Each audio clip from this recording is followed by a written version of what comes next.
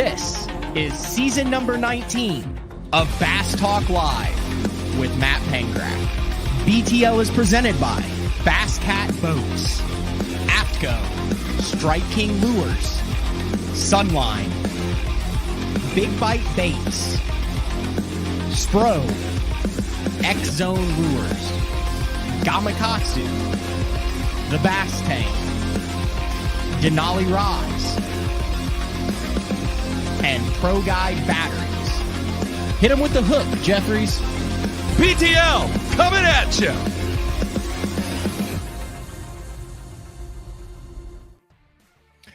Good morning and welcome to another exciting edition of BTL Bass Talk Live, where we are going to talk about bass fishing. It is a brand new week, and it is one of my favorite weeks of the entire season. It's Bassmaster Classic week. I think it's hard. I mean, if you grew up in the sport of fishing, it's almost impossible not to be excited about Bassmaster Classic week. And then obviously, as social media has evolved and developed over the years, you get to watch how these guys are doing it in practice. Their 3 official days of practice. They have been through the ringer as far as weather is concerned, with cold water temps, rain, wind, off day, I believe today. What is today? Today's Monday. No, today might be the final day. I don't know how it works. They got 3 days of practice and then off days and run through days and media days and then a final day. And then the thing gets going. One of the guys who has been there and done that, BTL fan favorite, and he's going to join me for today's show, the one and only Mr. Charlie Hartley from his home in Florida. What's up, Charlie? Thanks for jumping on BTL this morning. Thank you for inviting me. It is one of the greatest weeks of the year as a bass fisherman and one of the greatest times of the year. There's all kinds of tournaments going on and all kinds of great weather and great fishing. And what a blessing for you to have your studio in your own house now. What's it like not having to drive to work? It's interesting. I mean, I enjoy it. It is a little tough. I'm not going to lie. It is a little tough on mornings like this morning. So I've been, I don't know if you want to say fortunate, but I've designed my life in a way that I don't have to be like in an office from 9 to 5 or 7 to 4 or whatever. There's benefits that come with that. There's also downside that comes with that. And one of the things that I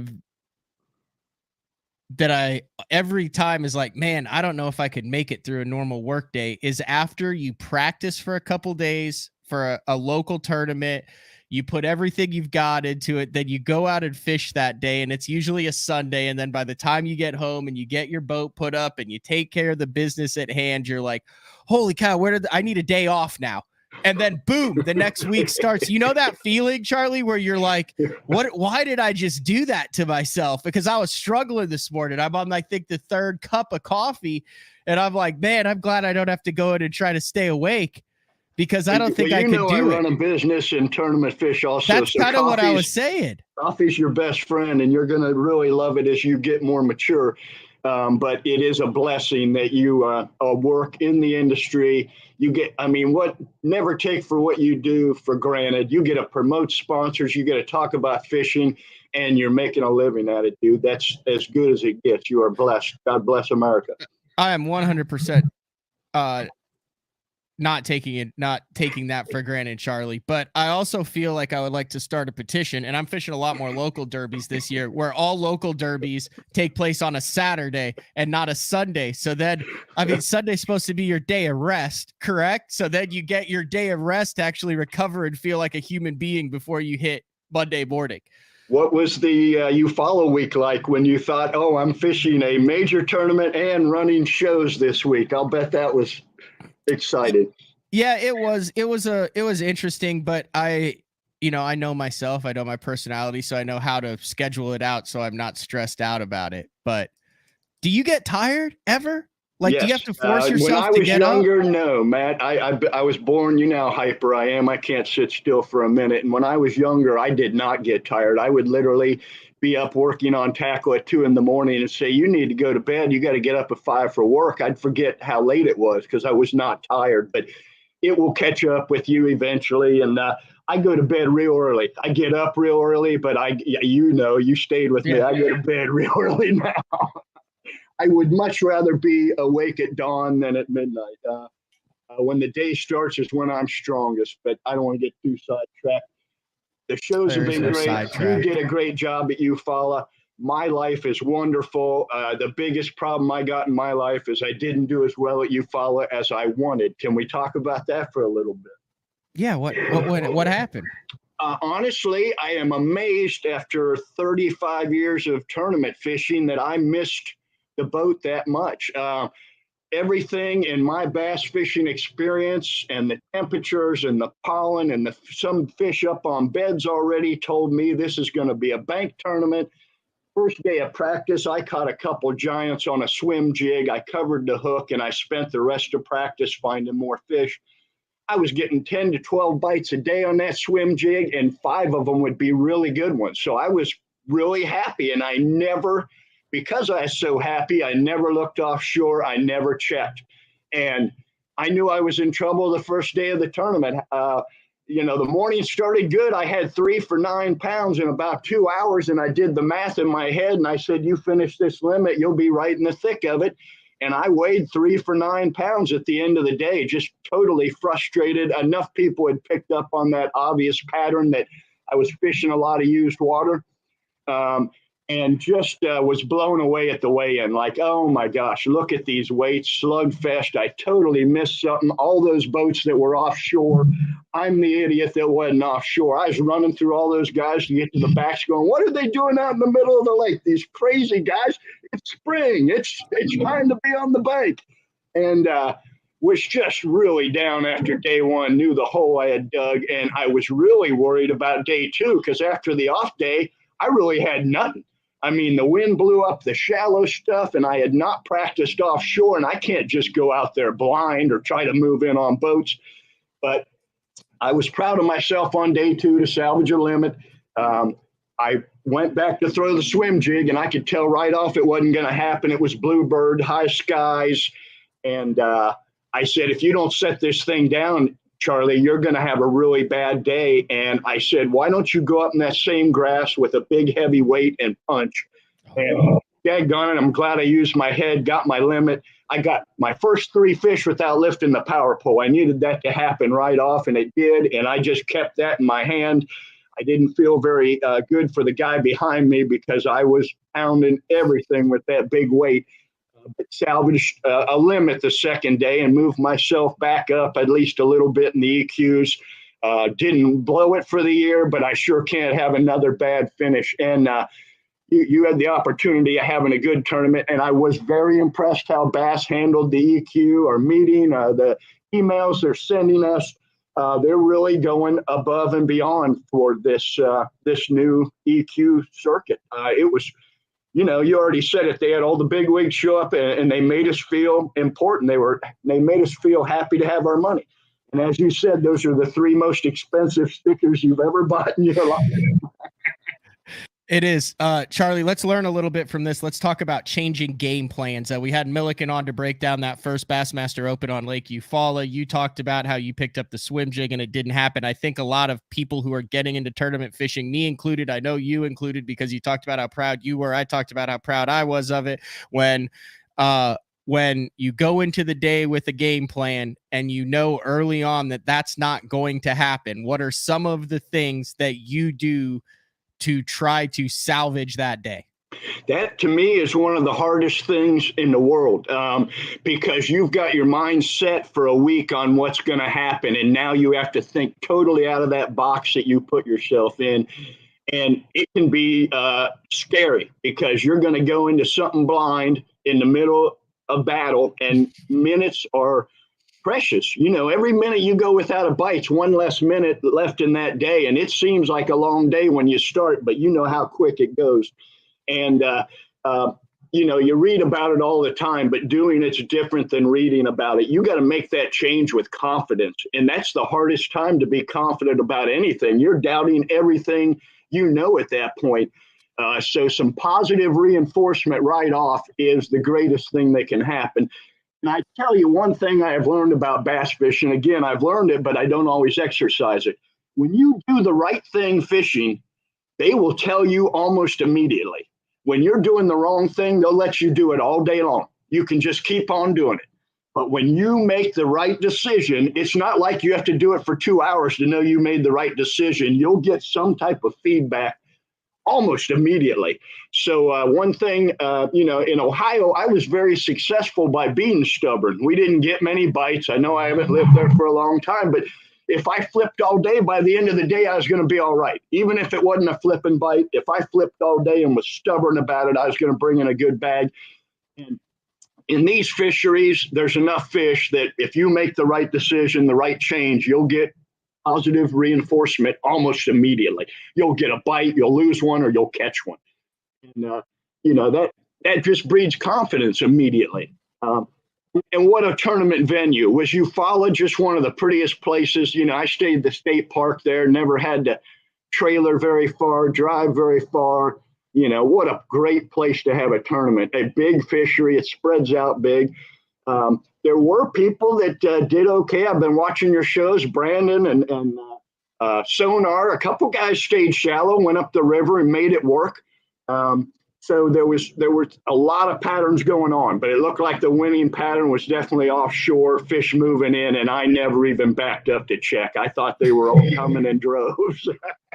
Yeah, I kind of did the same thing and then salvaged it on those shell beds. Now, somewhere where it does not appear as though you have had to maybe you have had to alter, but you have not had to alter your game plan in Florida. If you know anything about Charlie, he runs SignCom from the kitchen table at his winter home in Florida, and then moves back during the smallmouth season to Ohio. But you've been absolutely blasted him down there over the last couple weeks, haven't you, Charlie?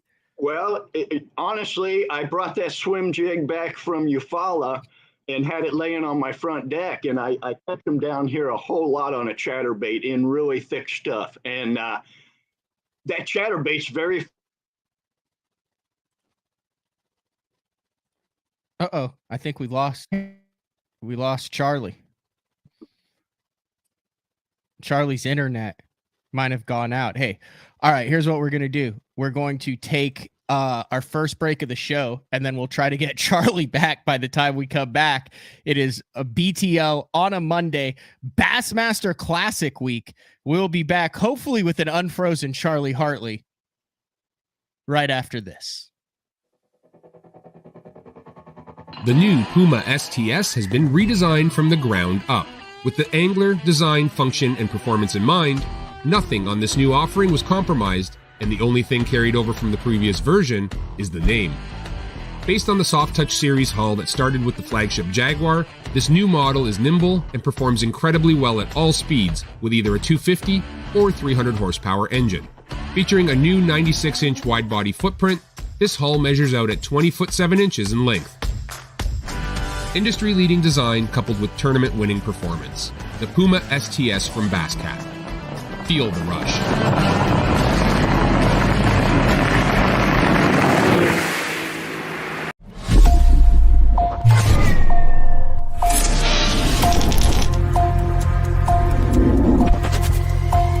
Everything you need, one legendary brand. Top 1 Strike King.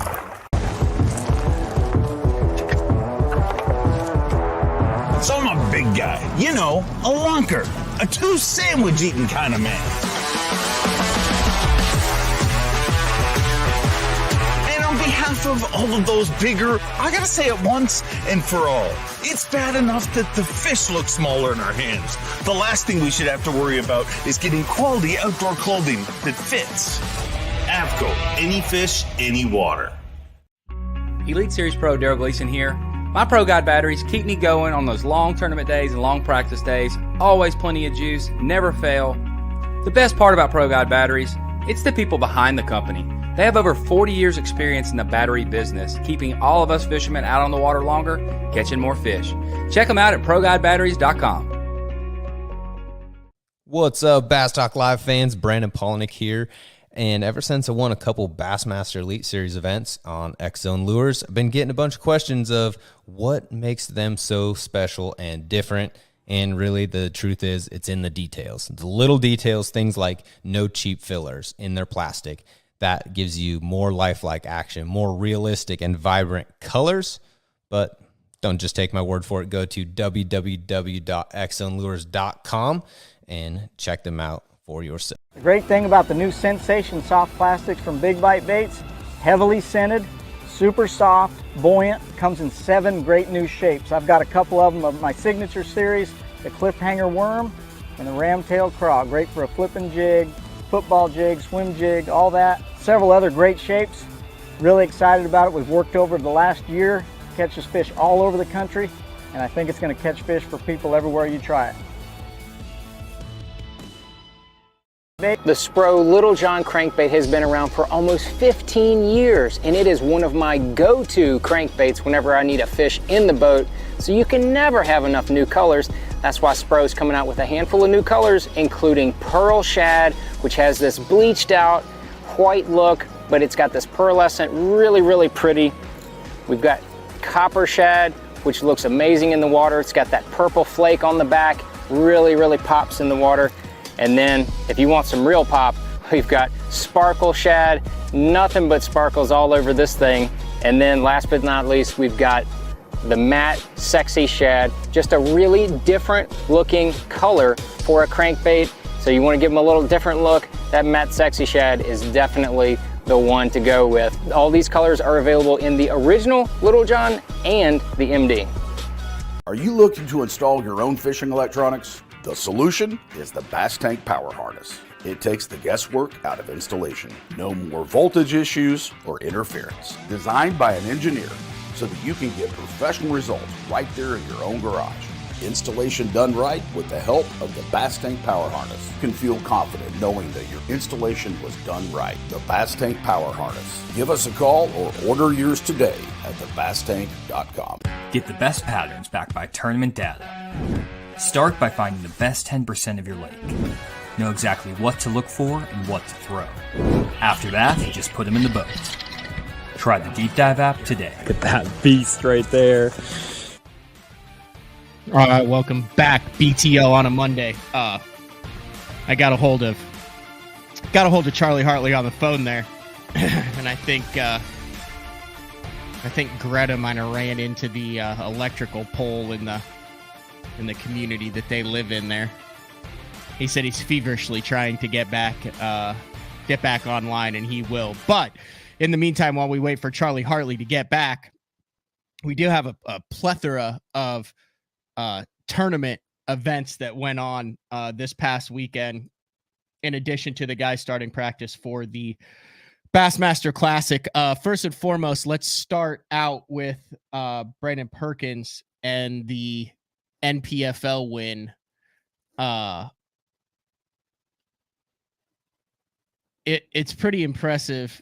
$100,000 is what the NPFL, and I think they had like 75 guys for this, 3 total days. And I need to pull up the results because this is something we talk about, the duration and the length of tournaments. And I think this is very important. It's not important. It's interesting though, because they say, the longer you have, the more the talent in the field comes out per day. So that's why I like the Red Crest, where you had 3 consecutive days, which is the length of the Classic, but then you also had the 2 cumulative weight days before they zeroed it. So basically 5 consecutive days. And let me pull up the results from this first NPFL on Pickwick. So what you have to remember is they had an opportunity to lock, and on the first day of that tournament, I believe 11 anglers got caught in the lock in the NPFL, and they zeroed. Now, out of that, Gary Atkins, I'm making sure I get this right. Yeah, Gary Atkins came back with 20 pounds, 10 ounces, and 1812 to finish in 13th. So you zero a day, full field on Pickwick, and you still finish in 13th.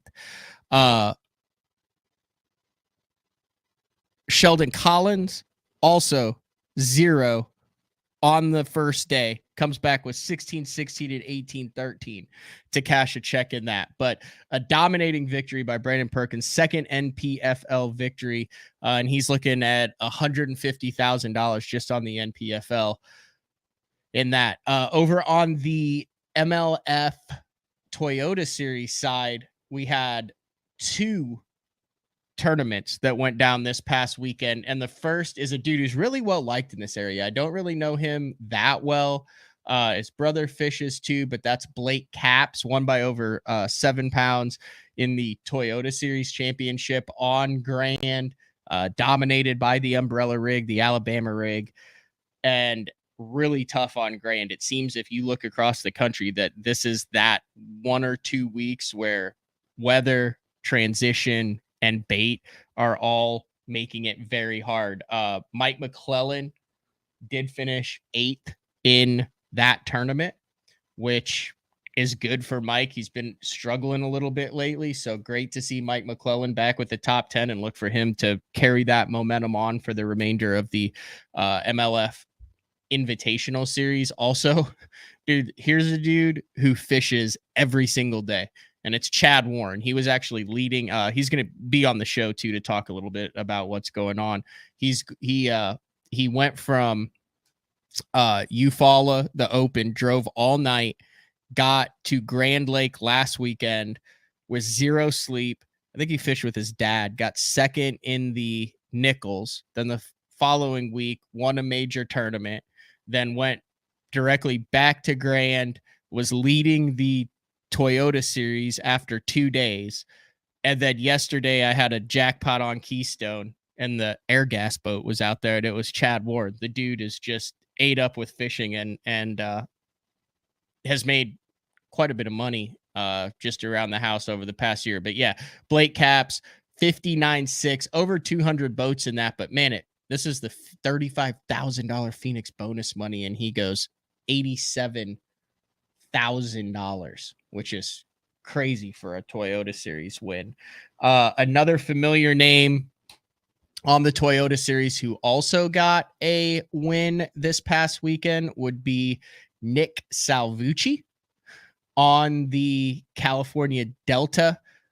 Second place would have been Ken Ma in that event, and those two guys really work well with each other. They're good friends. I messaged Ken. I said, it's cool to see you genuinely excited for a guy that just beat you, but he was happy, and Nick Salvucci gets the win on the California Delta. I did not realize it was his first win with the MLF organization. But all right, I think we got Charlie Hartley back. Let's bring him back in. You still there, Charlie? I am. I hope it holds up. I'm trying to use the iPhone personal hotspot. How do I sound? Fantastic. All we were doing, I ran through the 3 major events that went down with Nick Salvucci. Have you fished the U.S. Open before? You fished the U.S. Open before. I have not fished the U.S. Open, the Canadian Open, but it's on my bucket list. We were going to do it. If it fits into our schedule, I'm going out with you next time. Do you know, so you've never met Nick Salvucci then, big West Coast guy. He's really good. Really good. Yeah. And then I was talking about Brandon Perkins in the NPFL, 100K there with 75 boats. Boy, if they're able to sustain that is the tour to be in to make some cash money this year with 75 boats. I think they're paying down 18, 19, 20 places and 100K for the winner. Yes, and I hope they make it because, obviously Soak Up and a couple other guys graduated from there, so it's a good feeder stream.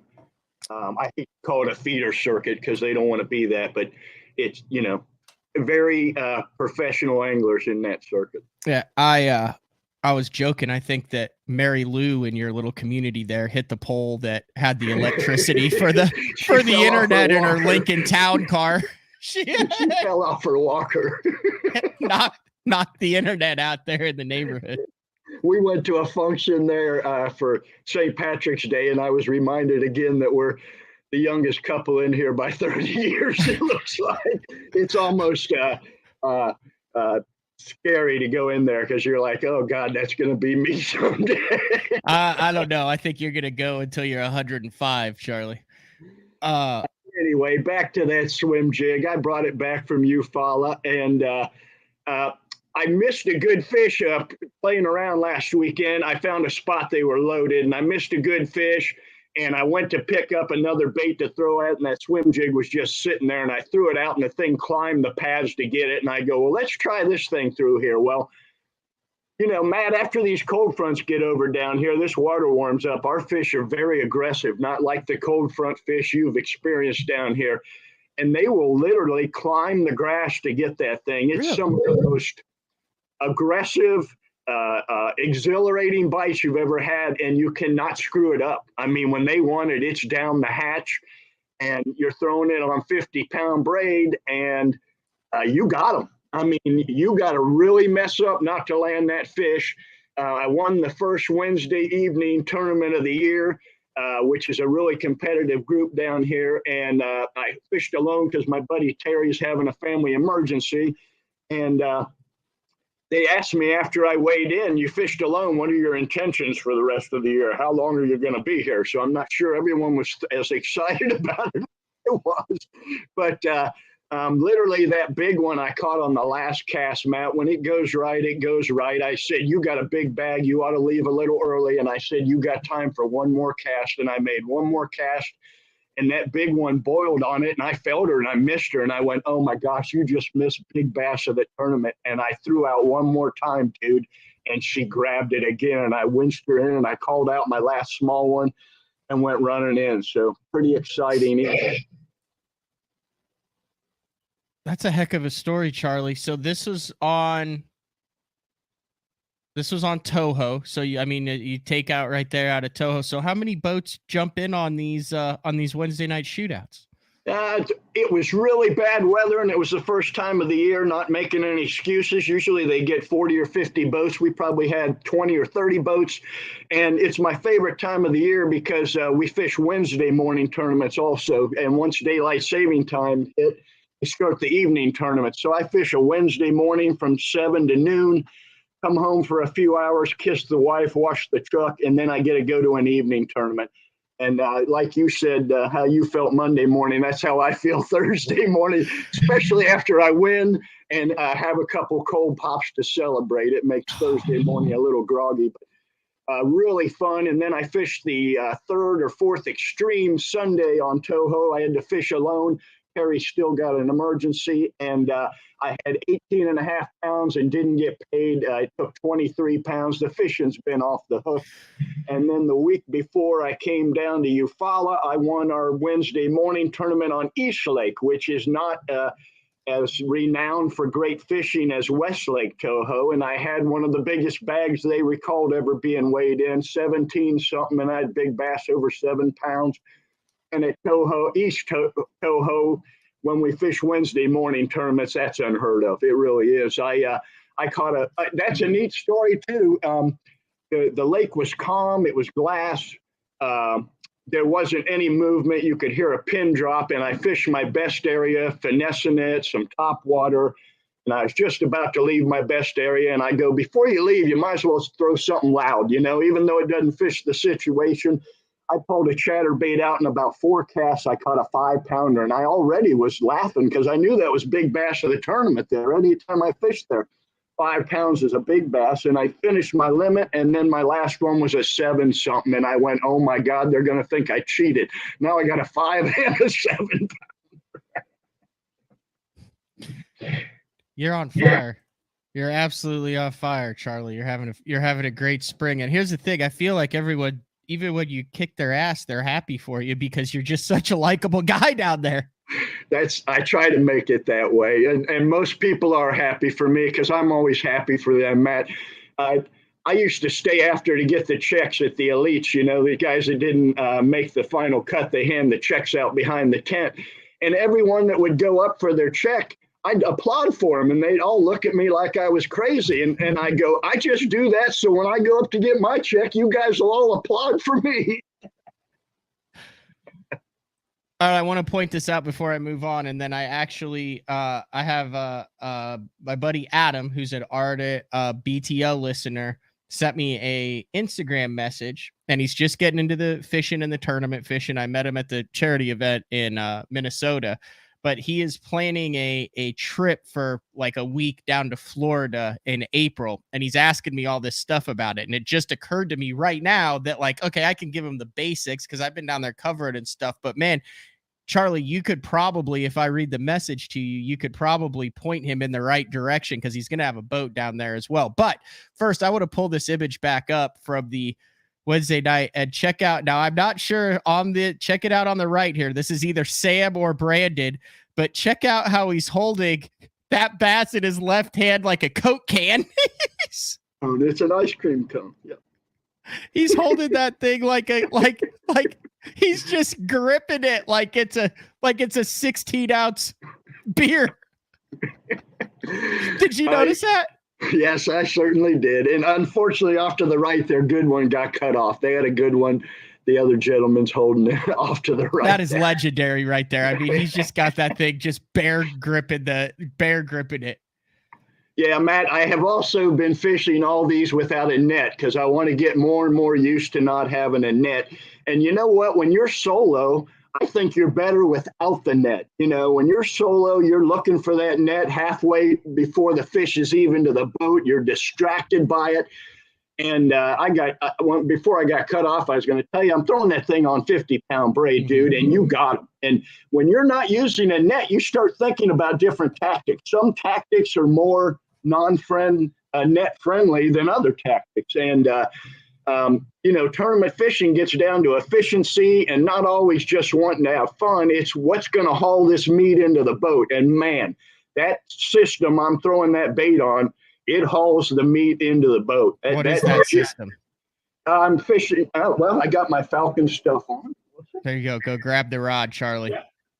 Charlie is now headed into his well. And here's the thing. When Charlie says he's going to go get something, it's pretty obvious that he's going to be back with it because Charlie's so organized. There is no, I wasn't able to find it. So when he goes hunting, he finds. Yep. This is a Falcon 7.4 heavy action. It's a CC6 174. It's made for 1/2 ounce to 1 ounce baits. It's 7 foot 4 inches, 15 to 30 pound recommendation. It's got a real fast tip. I'm throwing the Hyper Mag lures, 7.5 to 1 fast, with the big old grips and the big old handles. And I mean, the key is the hook in that swim jig. It's a 5/0 stout mustad hook. You cannot open it up with braid, and it gets them. I mean, it really gets them. I had one yesterday. My first fish in the morning was hooked in the eye socket, and it didn't bleed a drop. And I put it in the live well. And when I went to put my second fish in there, it was almost dead already. Well, that hook went through that eye socket, and you know what happened. Yeah. Hey, whoa, keep that there, Charlie. You got to keep your deal because it looks to me like you had a full 5-inch trailer on that swim jig, which you just casually overlooked. It failed to mention. Is that a little secret down there to beef up the profile? Yeah, it's more about the boot tail than the jig. I'm pretty sure you don't need a skirt. I'm pretty sure it has a lot more to, but the hookup ratio compared to Texas rigging that swim bait is incredible. It's on that swim jig. I mean, it gets them. I was not a big swim jig guy. And of course, we watched a bunch of live before Eufaula, and they were one lake down at Seminole and were catching them on a swim jig. So I said, this needs to be on the deck with a big boot tail on it. And I love throwing that thing now. You can feel that tail kicking just like you're reeling a swim bait at Lake Erie, except you're reeling it on braid and 6 inches of water instead of, a little Kitech on a spinning rod and 30 feet of water. It's an addictive bite, a very addictive bite, and you cover so much water, it's ridiculous. You can throw that thing a mile in the wind, and even if they hit it at the end of the cast, you're going to get them most of the time. It's funny also you mentioned the net. You want to watch the biggest monkey humping a football scene in history, go back and watch the old FLW days where those guys are trying to wrangle the net with one hand and trying to fight a fish with the other. It's not conducive to smooth landing. Several times a net has cost me a fish because you waited on it or you were looking for it or, daggone it, it messes up your mojo when you're bringing that fish in. And as long as you got the right stuff on, I mean, with a crankbait, I'd love to have a net every time or a rattle trap, but most single hooked baits, you're just better off grabbing them if they're not too big, you're better off boat flipping them. I hate saying that. The more time you screw around at the side of the boat trying to grab that fish, that cost me a huge one at the Chesapeake last year. Because I was trying to grab it and I should have boat flipped it, a big one on a jig, and it's sitting there spinning and spinning, and I can't get my thumb in its mouth. And it shook its head one time, and I watched that jig come out, and I fell to the floor. I mean, I almost puked. I couldn't move for 5 minutes. That fish on day one would have made my day, and I just collapsed. I knew that fish was there, got it to bite in practice, went back there with the tide at the right height. It ate it, got it clear to the boat, and I dumped it. Ugh. Not good. Not good.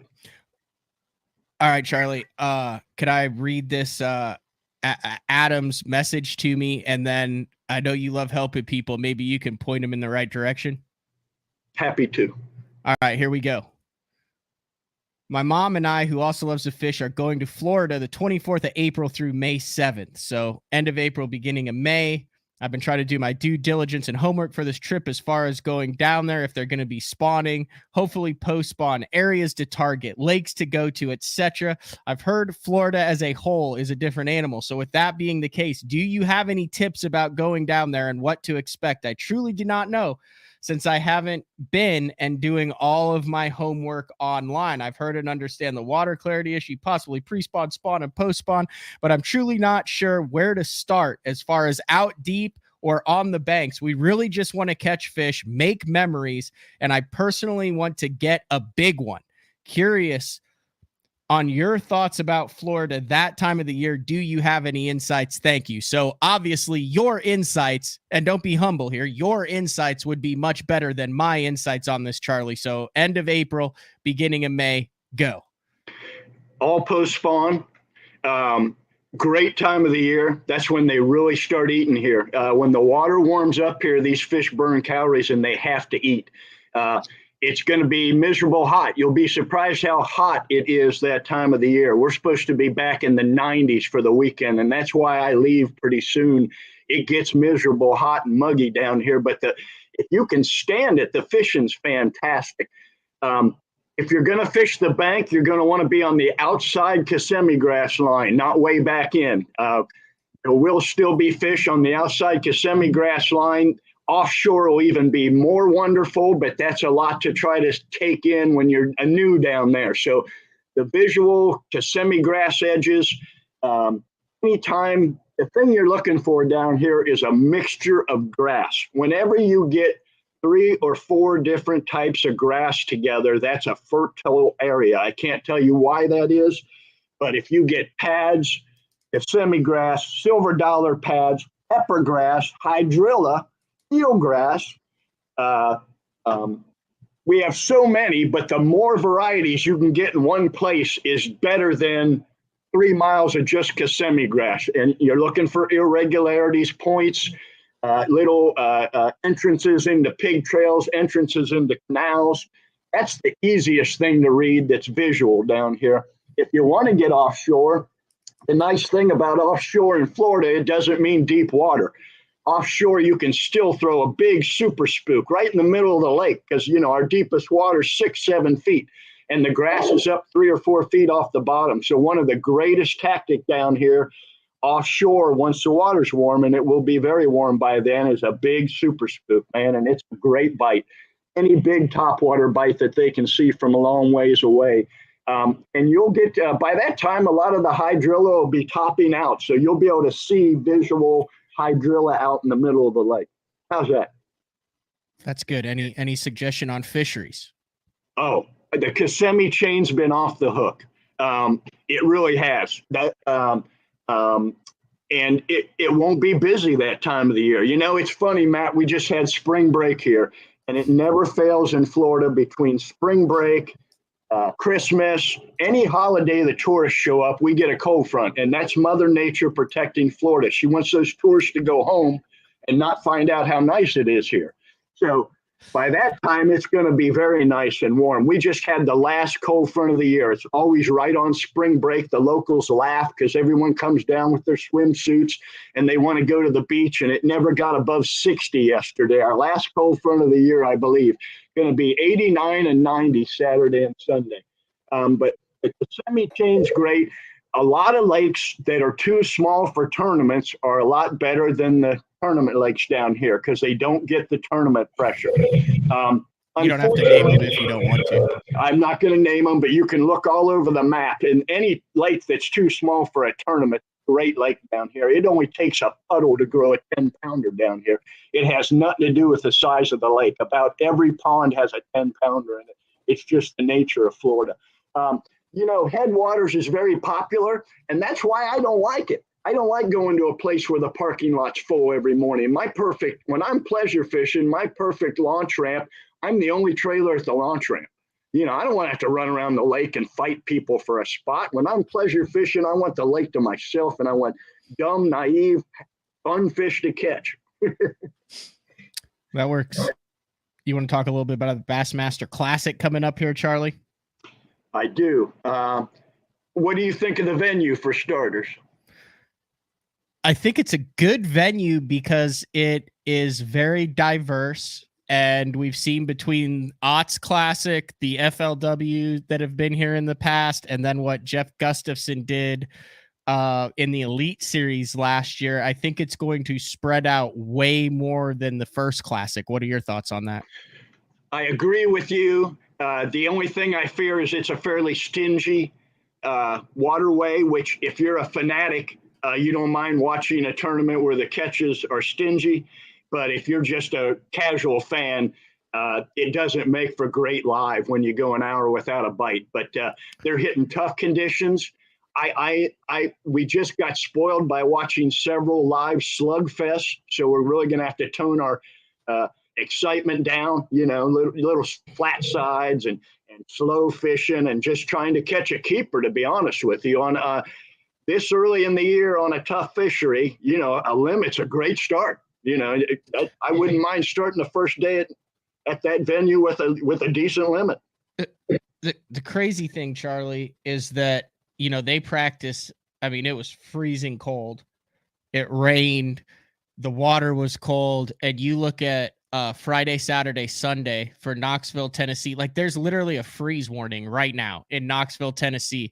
And you're looking at highs of 76, 66, and 75 with 58, 38, and 54 as the low. You're going to have one day that's cloudy with 13-mile-an-hour winds, one day that's partly sunny with 10-mile-an-hour winds, and one day that's sunny with 5-mile-an-hour winds. So you want to talk about someone putting a pattern together and earning it on the fly? That's, I think, what's going to happen. I don't think practice is going to be as important as it is in some venues and some classics. Is that fair? Yes, and speaking of practice, that 5 days is whole different, isn't it? At the Opens, that's a whole different deal. That's almost too many days. But back to the Classic.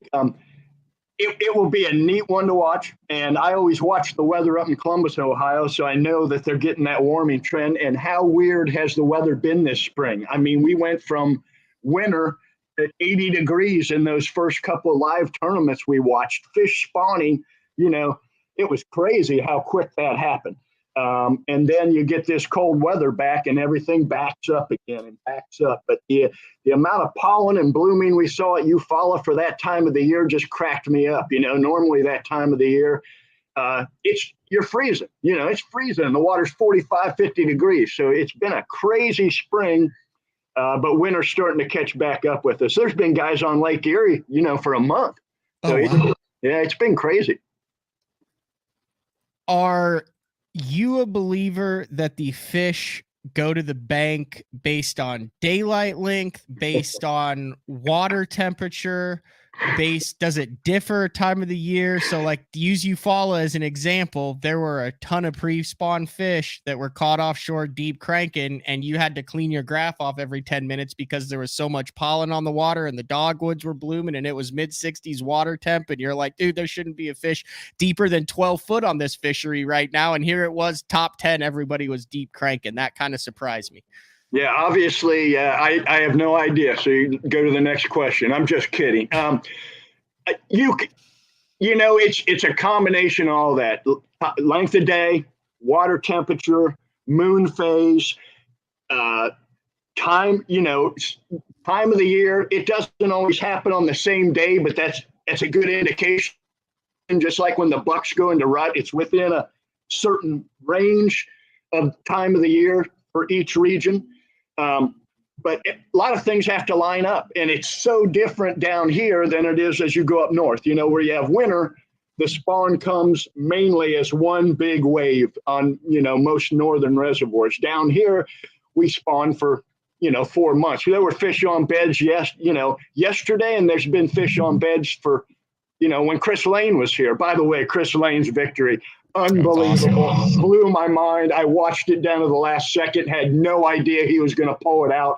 That was unbelievable. One of the most emotional victories I've ever seen, because he did not know he won until he said that. I do miss weigh-ins, but the reaction you get from them in the boat the second they find out instead of after they drive to the weigh-in and already know is priceless. That reaction from Chris Lane, I had tears in my eyes looking back at Brahma Island, where I grew up and fished with my dad. We have the coolest sport in the world. And maybe someday his son will do that same thing and point at Brahma Island. Love the legacy of our sport. You do too. That's why you're on the board of the Hall of Fame.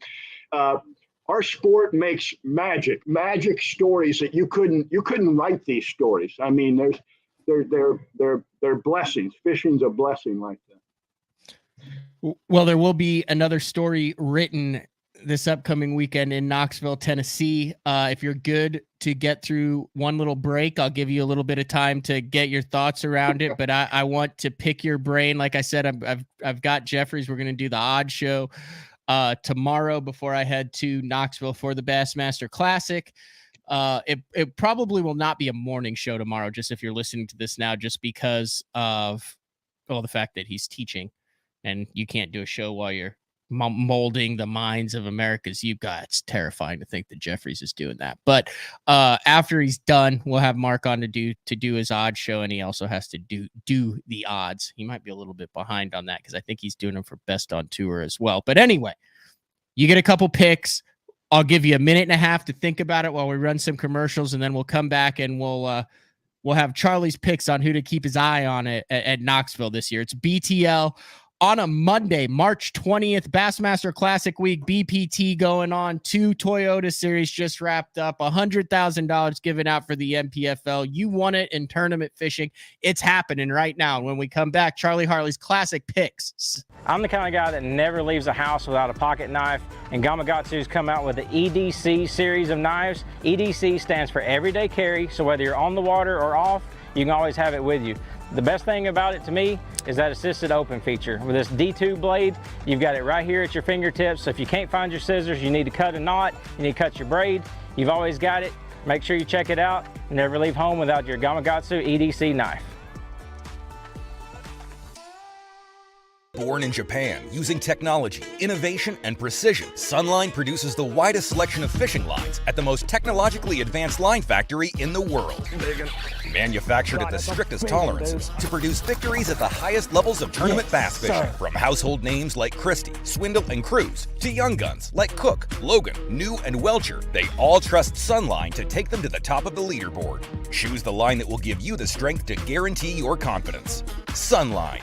Shoreline Boat and RV, dock rash, storm damage, collision repair, that deep scratch or gouge from trying to access that secret creek. Shoreline Boat and RV can get your prized possession back in mint condition and looking good on the water, fast. All repairs are done in-house, so they're able to get your boat or RV back to brand new, quickly. All Shoreline's work comes with a rock-solid warranty. Find out more at shorelineboatandrv.com. Kansas City, Austin, and Tulsa. Having confidence in your tackle while on the water is one of the main things to success, in my opinion. In the last couple of years with Denali, I've had just that. From anything from spinning rods, casting rods, tungsten products, even now to casting and spinning reels, I have the confidence to go out there and get the job done and know that all my equipment is going to handle it and do it just the way I want it. The thing about Denali is you've got great quality products at a great price point, so make sure you check them out. Have you considered purchasing new electronics for your rig? The type of mounts you choose to protect your investment should be part of the decision-making process. No matter if you prefer 1, 2, or 3 graphs up front, Beatdown Outdoors has a solution for you. Adjustable, versatile, rigid, and made in the USA. What's your ultimate electronics setup? Check out the full selection of Beatdown Outdoors products by visiting beatdownoutdoors.com. All right, welcome back. BTL on a Monday with Charlie Hartley from Florida. He is holding up a towel that says, "Kindly wipe your feet." That is a towel that is made for you, Charlie. A buddy sent that to me, and I said thank you and sent a picture of it. He goes, "Look at the other side, you dummy." And I had not flipped it over. And you don't want to know what the other side says. It's not very nice about wiping your feet. It says, "Wipe your beep feet." So you can flip it one side to be real nice, or you can flip it to the other side. I like it. All right. I think 50, right around 50 guys in the Bassmaster Classic. If you want to know Charlie's pedigree in the Classic, you can go back to the shows we've done over the years. He has gone in depth about his history of the Classic. He is one of less than 100 guys who's been able to say that they've led the Bassmaster Classic. Like I said, I don't want to go into that today. Go back and watch that show. You did an hour and a half long where you broke it down, and it was one of the most awesome shows on that Lake Hartwell. Thank you. Lake Hartwell tournament. But your thoughts on it was very flattering. Ken Duke was very. Your thoughts on the Classic, Charlie? Who's going to make a run at this thing? Well, I think it's going to be Brandon, and I'm not giving a last name. So that's a lot of Brandon. So that's Brandon Card. That would be a crazy story with Brandon Card. He's literally fishing with Bell's palsy right now. Again, our sport. Yeah. He's fishing with Bell's palsy. There's no chance that he would ever be able to fish this year. He said, "Screw it, I'm fishing with an eye patch on." He goes down and he freaking blasts him in Florida. And then we have Brandon Polinick.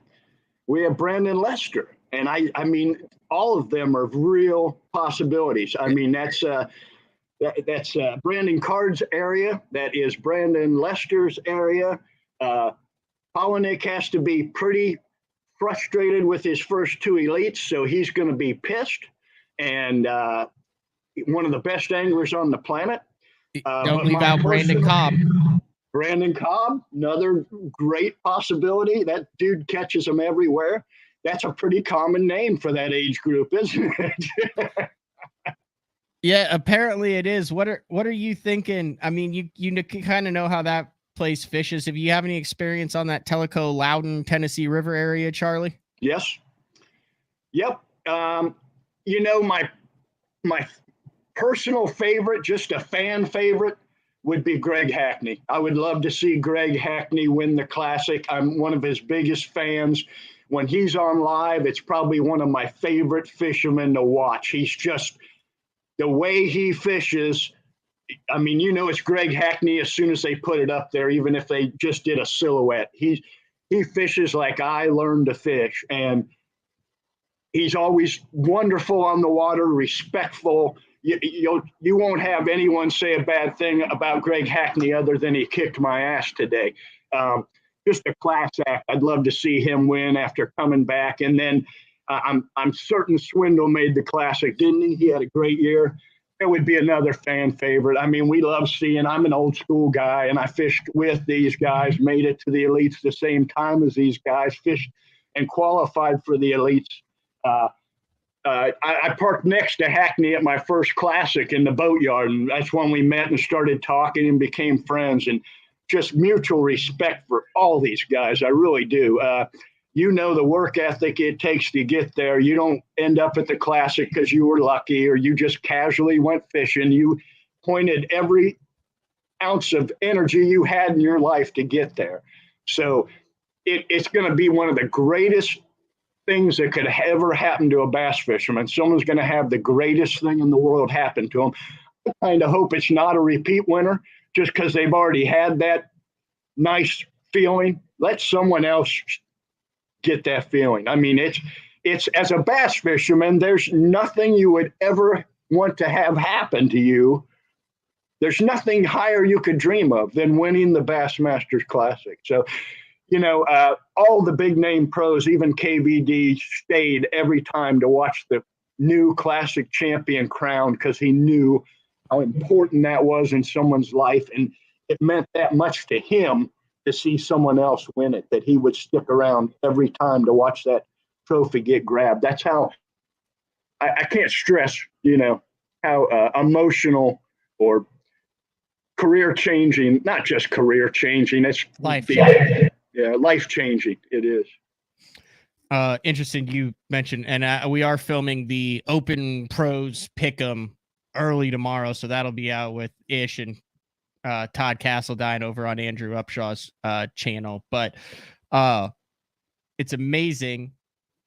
Like, let's be honest, that there are people who said, hey, the Classic's gutted. It's no longer what it was supposed or what it is because the big names are now over at MLF and now it's way easier to win. And to that, I say total and complete BS. And you look at some of the storylines that are coming into this year, specifically after Jason Christie's win last year on the fishery that, you know, he really only had the 4 fish on Hartwell and he gets that win and he gets it back. I think he's going to be strong in this one. Just knowing Jason, I don't think he wants to hand that off and have someone else highlights on stage. I think he liked that feeling. He's got the monkey off his back. Everything's rolling. And I think he doesn't want to have to hand that trophy off to anyone else. But you mentioned it. And I'm just talking human interest, personal stories that are really worth following, Charlie. And you mentioned some of them, but obviously the Swindle story. I think his only win is in Florida on a Carolina rig of all things. Am I correct on that? Yep, I was there. Yes, sir. And then you've got the Brandon Polinick, who has come very close on Grand Lake, defending Angler of the Year, looking to get his first Bassmaster Classic, and he's already a bona fide superstar with the 2 Angler of the Years and the 5 Bassmaster Elite Series wins and the Bass Nation National Championship win. His relation with Brian Kirchhoff in that 94 Classic with the fish whistle, his understanding of history, being a new dad, and then to come out and pop a Classic here would be astronomical for bass and the sport. What about Carl Jacobson? Wouldn't that be a great story if he won? My gosh. And you had his name on there. You know, the interview you did with him was incredible.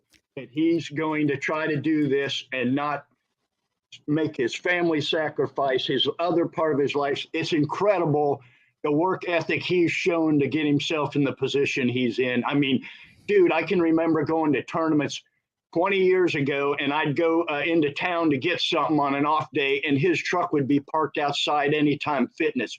I mean, this dude's an animal, man.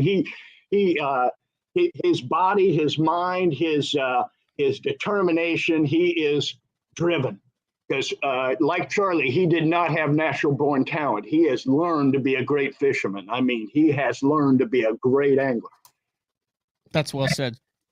Well said, Charlie. Totally agree with you. So there's that Carl element. And then obviously Hackney. You mentioned him. It's the only thing that he hasn't won. He's won everything else. He posted the other day, hey, it's the greatest week in the history of the sport. I mean, he's back here to win the Dang Classic. He went over, in my opinion, I haven't talked to him. He went over to the BPT and MLF and went, hey, this is great. I like it over here, but you can't win the Dang Classic. And that's the only thing left on the list for me. So it would be very emotional. I think he's more emotional than people give him credit for. Would you agree? Everyone thinks that he's the stone-faced stoic killer. I think Hackney would be an absolute mess if he was able to lift that classic trophy up. I'd love to see him cry like a baby when he picked the trophy up. Wouldn't that be awesome? Because he is as intimidating as he is and quiet and his posture. He's one of the nicest guys I've ever met. Every time he comes up to me, it's like a big old teddy bear, even though when you first look at him, you're like, he's going to cut me. You know? And then someone you didn't mention, but he's another Florida guy. I mean, he's fishing it because his dad has 9 Angler of the Year titles and 0 Bassmaster Classics, I think in 25 classics for Roland Martin. And that's Scott Martin. Yep. I watched a show yesterday he did with his daughter, Hillary, and he said she's going to carry on bass fishing in our name for the 3rd generation. And that girl's on the cover of magazines and doing it up. And what an incredible family. You know, back in the day, there were all these stories about Roland and this and that. And I got news for you. Roland Martin's a great American fisherman, always will be, always has been. Roland, Bill Dance, and Jimmy Houston, those are the icons, you know. And for Scott to be there, you know, to walk away from FLW and put himself in that position. But I also think it speaks for the competition at the elites. You think all the big names are gone. Well, Scott Martin didn't just show up on the elites and win Angler of the Year. There are some tough damn fishermen on the elites. And it doesn't matter if you know all their names. I'll bet they can kick your ass in a tournament. It speaks volumes of the level of competition. So many new names we see winning that when you look into their new name, these guys didn't just show up. These guys didn't just show up to their first elite tournament. They're all like you, like me. They've done it since they were kids. They've dreamed of this. They've scratched and clawed to get on the elite. Also, quite a few really young guys who could just rocket to the top here. In Jay Shakurat, you know, I got a chance to know him. Very, very naturally talented angler in the future. I mean, it wasn't a, hey, you won on smallmouth and you're done. He's going to be around for a long time, but he's in his early 20s. You've also got Lou Minetti, or Louis Minetti. I just like Lou Minetti, the college angler, and then back-to-back classics. Now, if we're going to pick a dark horse, I'm taking this guy right here. He's got the hair. He's got the look. He's like a young Bob Ross. Tristan McCormick. I knew you were going to say Burns, that. Tennessee. Listen, I knew you were going to back-to-back say classics. that. He made it as a college angler last year, so he's got the whole classic stuff out of the way. His personality is, hell yeah, I deserve to be here, and I'm out here to kick ass. Dude, do you know I had him as a co-angler a couple of years ago? No, really? Yeah, and boy, he showed me how many fish I was on. It was incredible how many fish were on that spot. Oh, he was nice enough to quit casting eventually after he upgraded several times and said, just throw right over there, Mr. Hartley. Really? I was not aware of that. Oh, so yeah, I won't even do you go not think into, he's I a won't go he's a into dark what tournament or what position I was in? Bless his heart. He could catch one out of a bathtub, man. He is. And then, you know, you got the young, more young guys, you know, Cody Huff. You have a number of international anglers in there with Kenta Kimura, Taku Itu, the Carl Johnstons Jacobson. and Gussies and Carl Jacobson. So you're talking Japan, Australia, Canada, all over the map. I wonder who the oldest guy is in this classic. Who would you guess just without looking? Without looking? Yeah. Just guess. I've got to see. It might be someone in my generation. Do you know? Do you know? I'm just thinking, brainstorming right now. It could be Gerald or Hackney, I'm afraid. Oh my gosh, I think it's probably Gerald.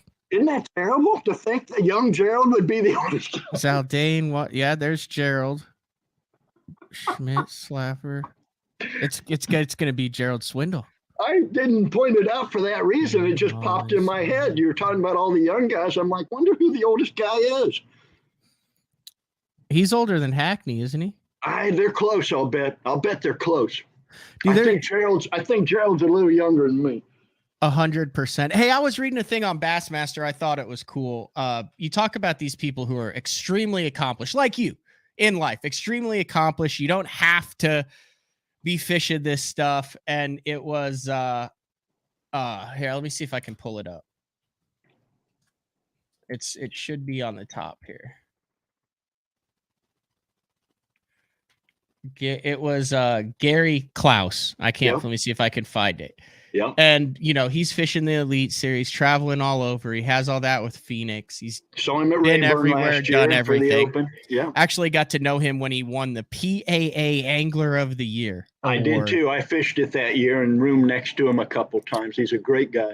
There was a very you could tell that he wrote it, I believe so, a heartfelt deal about why he's fishing the Elite Series, because the dude's worked so many classics and he's been there and he's spun it and he wants to freaking fish in it.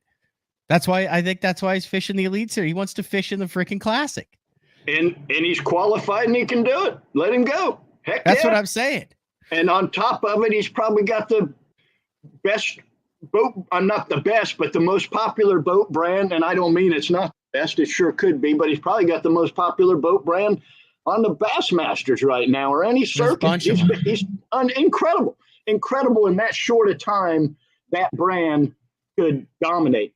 I mean, they sponsor every circuit. When I was a kid, Ranger, sponsored every circuit. So it's so unique to watch our industry. And America is a great place. I mean, Gary Klaus has proven it. Look what he's done in a short amount of time. Unbelievable. It's titled Classic Dreams Live in All of Us. He said the Bassmaster Classic is a special event for me and one I've thought about since I was a 15-year-old poring over Bassmaster magazine. I mean, to me, there's certain guys in this industry, you forget that they're people with aspirations on the water, right? You're just like, oh, that's a dude who's figuring it out at it. But the Classic has that unique special ability to pull out the purity in you, and that it's just cool. I never thought, I've always just well, why is Gary fishing the Elite Series? Because he's got so much stuff going on. He doesn't have to do that if he doesn't want to. He wants to make the dang Classic. Now it all makes sense. Well, Matt, as you get older and more successful, less things I find in life get you anxious. You don't, you've lived through the things that scared you the most. So it takes a lot to get you anxious. And I'll tell you what, when they're getting ready to call my boat number at the beginning of a tournament, I'm anxious. And when you're in a Classic, you are anxious. And I know when you're younger, that anxious feeling isn't something you want. But as you get older, to get those butterflies, to get something that motivates you enough to get up at 3 a.m, check every knot, restring every rod.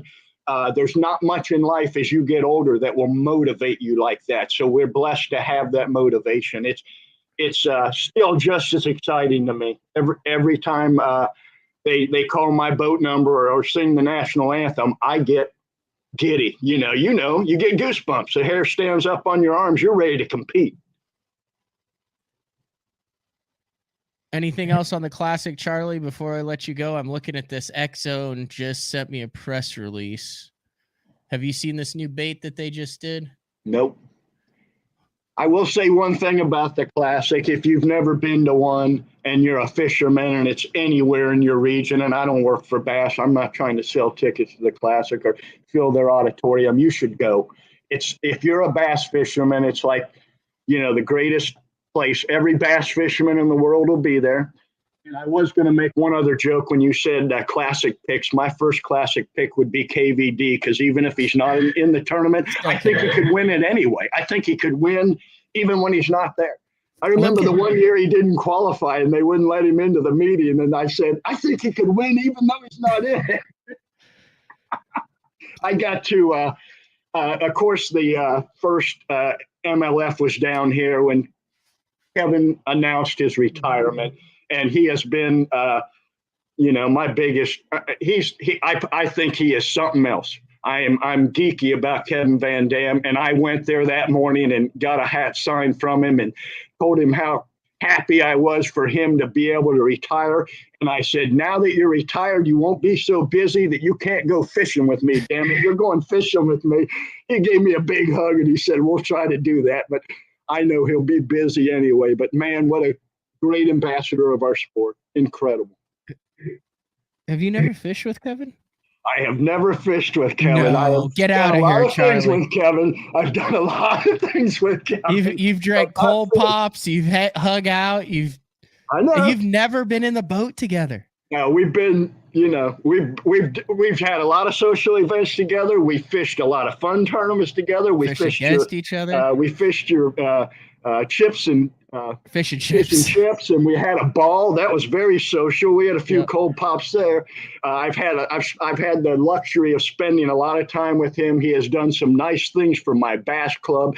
He does nice things that he never brags about or reports. You wouldn't believe how charitable that guy is without blowing his own horn. He has he's been fortunate to do very well, and he's very good about giving it all back, man. He's a great role model, and it's going to be cool to see what he does after retirement. I'm crushed. I want to see him compete forever. I don't think it's going to last. We'll see. He's a man of his word. I will be surprised if he. Yeah, but he's also Kevin Van Dam. I know. I'm not saying you're wrong, but I don't think he'd go through all this and then come back. I really don't. You're wrong. I hope I am. I hope I am. We're gonna bet a swim jig on that. A swim jig? It's gonna take 3 or 4 years for this to develop, Charlie. Okay, a cold pop. We'll do a cold pop. Yeah. We'll do a cold pop. I know you're an Erie guy. This literally just came through. I'll share it. Look at this new look at that thing. Just what we need, another Goby imitator. It looks awesome though, doesn't it? That thing looks, that's the X-Zone Goby imitator, but look at the upside down paddle tail on it. I see that. You know what? It's really hard to beat that shad shapeworm. All these fancy looking gobies, it's hard to beat that stupid shad shapeworm. It is. I might have to pick that up. That thing is definitely mean looking. I'm gonna have to go look that. So I think that'll be available at the Classic. Speaking of which, are you going to be there this year? I will not. Oh no. No. You got a bunch of people wanting to meet Classics you. Unless I'm working. Oh, that's fair. Or in it. I don't make a great fan in person. I would be grumpy and not happy, and I would pretend to be happy, but I want to go back to the Classic when I'm invited. Yes, sir. Okay. Well, you're invited on BTL any day of the week, any show, Charlie. I always enjoy it. That's why every 2 months during the 2023 season, and hopefully more frequent, because that means you blasted them in one of the EQs and you've got a trophy next to you and you're back on with that. But I think for both me and the BTL listeners, dude, you're a much needed injection of positivity for an hour into our lives every couple months on BTL. Well, one more positive thought for you. When you win one of these EQs, I want to be in your seat interviewing you on BTL. Is that a deal? Yeah, we'll take that. Yeah, we'll do that. When you win, I'm gonna open the show and say special guest EQ champion Matt. Let's not get ahead of ourselves. Nature Boy has won. Ourselves here, Charlie. I'd love to do that for you, buddy. Now I'm going to take a couple shots this year should the opportunity present itself, because you're going to try to freak show him like Hallman showed you. I'm going to try to freak show him, because you do know where the 2024 Bassmaster Classic is, right, Charlie? It's on your home lake, sir. Yes, sir. Where Mr. Hallman's all excited. I know so you are. I'm going to send a couple arrows out there eventually, hopefully, if I could get in the right. You know what I mean? I'm not going to risk. I'm not going to risk that EQs, 60th place finish. Get in the Classic. Yeah, man. I hope you do.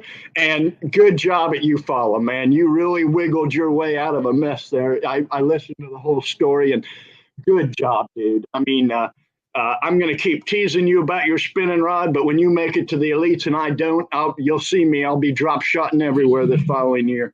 Hey, we got to do it all over again in a couple weeks here on. Are you ready for Toledo Bend?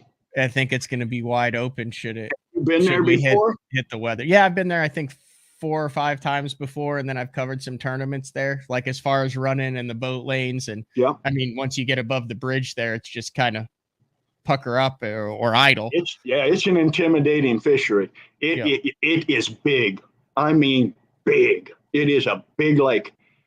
Just pray the wind doesn't blow, man. That place is not much fun when the wind blows. It's wide open with boat lanes, you know. All right. Tomorrow's the last show, last full show. Check the website for time. Jeffries is going to be on. We'll have all the times and dates of where I will be, and Frank Scalish will be, and Brad Hallman will be at the Classic if you want to come to see any of the BTL regulars. That was why I asked you, Charlie. I wanted to make sure you could plug where you were going to be. I'll check my schedule. Maybe I can wander up to Knoxville, but I'm not promising. Yeah. It's going to be hard to leave the fishing.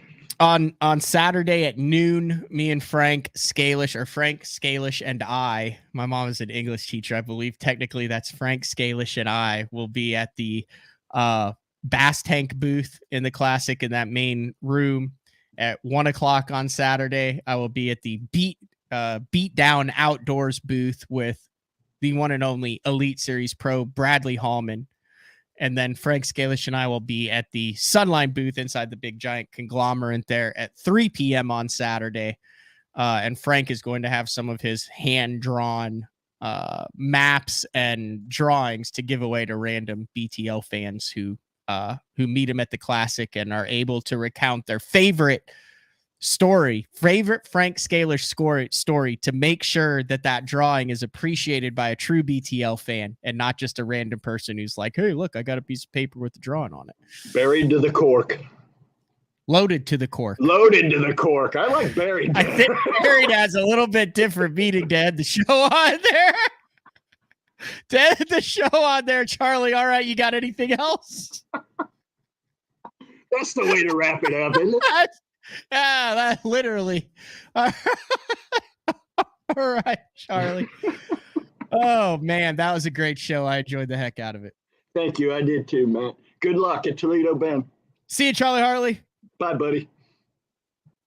All right, that was the one and only Charlie Hartley. Wrapping things up. Let's get some music and get the hell out of here before we get banned. This has been another edition of BTL Bass Talk Live.